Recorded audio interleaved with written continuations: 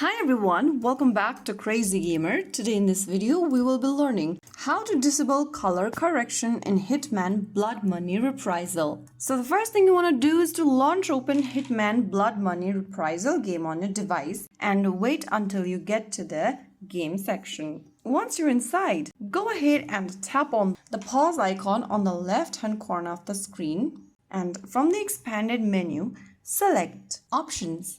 Inside Options, select Graphics. Now, after you are inside this Graphics tab, look for the Color Correction option and toggle off the switch right next to Color Correction. Keep it to disabled and the game will immediately use a more neutral color palette with less tinting. While you are on this Graphics section, you can also go ahead and customize field of view, optimization presets, and so on.